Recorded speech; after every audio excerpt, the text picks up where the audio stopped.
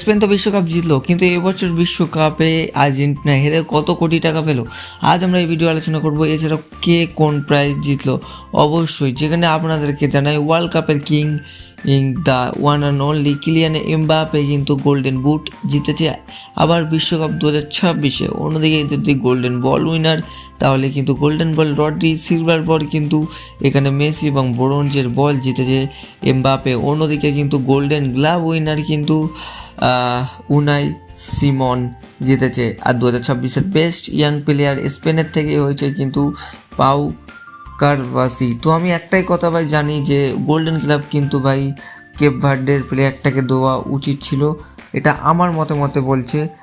আপনাদের মতামত কী বলছে অবশ্যই নিচে কমেন্টে জানান। এবার যদি বলা হয় যে কে কত টাকা জিতেছে বিশ্বকাপ হেরেও, আর্জেন্টিনা কত জিতেছে সেটা আপনাদেরকে জানাই। যদি বিশ্বকাপ হেরে অর্থাৎ রানার্স আপ দল কিন্তু 33 মিলিয়ন ইউএসডি পেয়েছে।